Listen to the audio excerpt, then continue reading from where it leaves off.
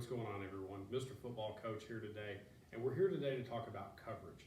We're going to start with kind of a series on understanding coverages and kind of just look at coverages in a simplistic way. And there's a lot of coverages out there, and to get a better understanding as a coach on, what coverages actually mean, that's what I'm going to try to help you guys out, because there's a lot of things that are really complicated and a lot of things that are really easy. I stick to a lot of the real easy stuff, and that's the main thing that we're going to talk about first. Talk about, simplistic coverages, understanding what the coverage is asking your players to do before you just go out there and say, all right, we're just going to run cover two. Well, if your defense doesn't fit into what cover two principles are, then it doesn't fit you. And we're going to talk about what defenses are supposed to kind of be in what coverages. Ultimately, you can play about anything, but it's all got to fit your players, and that's the key thing. You can't just draw up something and expect your players to just go run it. I mean, you've got to be able to go out there and have a philosophy and a system about how you use these coverages, because every single one of them are going to have weaknesses and strengths. Okay, the first one that we're going to talk about today is cover three.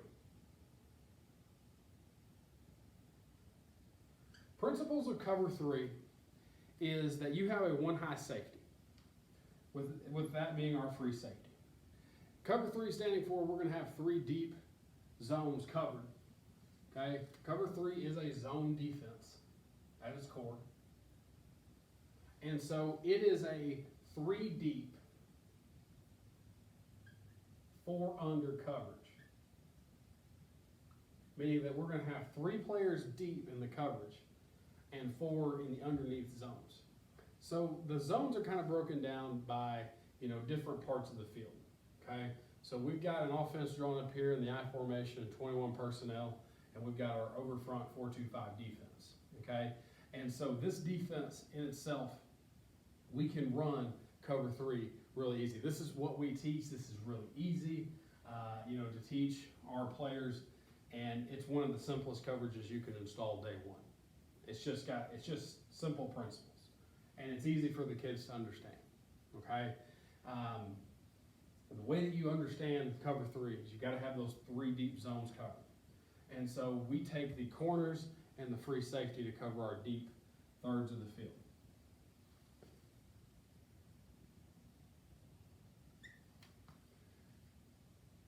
Okay, and we've got more, we've got more, things we can talk about just with, the coverage of that. Depending on, kind of where their landmarks are, we always tell, our free safety, you've got the middle of the field. Okay, if these are the hash marks, tick marks going down the field, I mean, he has that zone. Okay, and then if we've got, here's the rail of the sideline, we tell our corner that you've got from the hash to the sideline on your side, and that's his zone. And it's the same thing over here for our other side corner. There's the sideline, and there's his zone. And so in that way, you've always got your deep third zones covered by these players. So, whatever receiver enters their zone, I mean, that's the zone they've got to cover. Okay? And so when we do this, our players, the 7 players that are involved in the coverage, are reading the quarterback's eyes. And depending on what that quarterback does, they're going to get their read off of that. Okay? They're not watching, their eyes aren't on their man, because they don't have a man. It's not man coverage, it's zone. And so our corners, free safety, corners should all be locked in on what the quarterback's doing. And so on the snap of the play, if the quarterback, takes the snap and he looks like he's going to throw and he's got, a high hat where he's looking, I mean, it's a pass, okay? But then whenever he drops his head and takes the snap and is going to hand it off and his head is down, that's the key that they're going to, proceed in the run fit, okay? And that's another thing that we'll talk about as well. You've also got your, you've got essentially 6 underneath zones. You've got the flat, the curl, the hook zone, curl, and the flat over here. And so what we would define is that the flat coverage zones are going to be covered by our two outside safeties, okay? We call our outside safeties Shark and Bandit. So Shark and Bandit cover the flat zones, okay? And it's actually just a little bit deeper here based on where the corners align, but that's his zone. What we tell them, I mean, it's the same read. There are force defenders in this defense, but when they're reading the same thing, I mean, they're reading the end man to the quarterback, and they're looking at the same read. We all teach them the same read. If the ball is down, the quarterback's head is down, it's run, go fit in the run. And if he drops back on a pass, we've got to get to our zone, okay? And the last part of cover three is your two linebackers. They're doing the same thing. Now they're run first players, okay, within the scheme of the defense. And so they'll honor the run until it's a pass, okay? So if they take their read steps and then realize, oh, it's a run, they're going to drop to the hook curl zone, okay? And it's in a region here between the hook and the curl zone. And so they're hook curl. And you can say hook to curl however you want to say it. It's all the same, okay?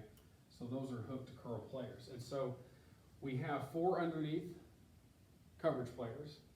The Mike, the Will, the Bandit, and the Shark are linebacker type players, our outside safeties, if we call them that.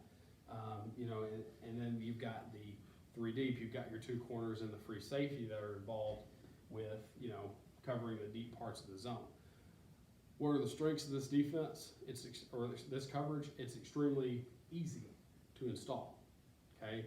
The thing that you've got to watch for is your players wanting to chase receivers, okay? So when this guy, runs an inside slant and he doesn't threaten that corner zone, that corner doesn't need to be, chasing that guy. He needs to keep dropping to his zone, okay? We can take care of that on the inside, okay? Because if this guy drops and they fit the window in there, there's two players and more coming, all right?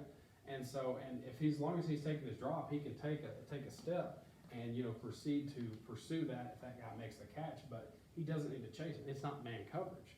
And so you need to be able to teach your players the difference between man and zone. And so what we also try to do is, and we have a zone concept and a man concept. And so we install our zone concept first, and when we install man, we say, guys, you're going to line the exact same way you did in cover three, except this time you got number one, corner. Or, if we're looking out here, here's number two. Shark, you've got number two. So, if this guy, runs like, a speed out or something, something that threatens his flat, he's still got him. All right? That if this cat runs vertical and we're in zone, I mean, that's not his responsibility. He's still got to drop to the flat. We've got two deep coverage guys to cover the tight end, essentially running straight down the field. Now, there's, the thing with cover three, and the thing that everybody says about cover three is it's weak against four verts, okay? Well, here's the thing with four verts, all right? Let's just think about it from that standpoint. If we are going to have four players run deep on our three coverage guys, somebody's going to be, so the quarterback pretty much has to throw off of, the free safety, all right? So whatever the free safety does, we tell our free safety, and we tell our corners this too, because the concept is the same for all of them. We don't teach our free safety anything different because we think that, our corners and free safety can all play those positions. If free safety starts out and then we say, hey, you're a better coverage guy, let's go put you on the corner spot and we'll move people around. Like, we all teach them the same thing. If two people threaten your zone, okay, we'll just say that, they line up another guy out here. We'll just use the F. If they line up two guys out here and they both threaten his zone deep, he needs to stay in between the midpoint of his zone, and when they throw the ball there, he needs to be able to react and, pick the ball, because that's what we're looking our players to do. We're looking for them to drop back in their back pedal and eventually take off on the run, attack the ball at the highest point, intercept it, take it to the house. That's ultimately what we want to happen, in the coverage. It's very simple to teach, okay? People will say it's almost too simple. I don't believe that, because we have to really work on our players to not chase receivers. I love man coverage, but I know at the end of the day, like for my football team, this is what we have to have installed. And just depending on what you face every week, it's really gonna dictate that. That's cover 3, and we can talk about cover 3 in different defenses. This is our 4-2-5, cover 3, and so from this, there's a lot more coverages you can even do in the 4-2-5. But we'll talk about those in a later video. I hope this was very informative. I hope this helped. Even if you're a player and are watching this, maybe this kind of gives you a better understanding of cover 3 as well. So I just wanted to say thank you guys so much for watching this video. Be sure to check us out on Instagram for all our latest things, news and updates and stuff like that. Thank you guys so much for watching this, and we'll see you next time.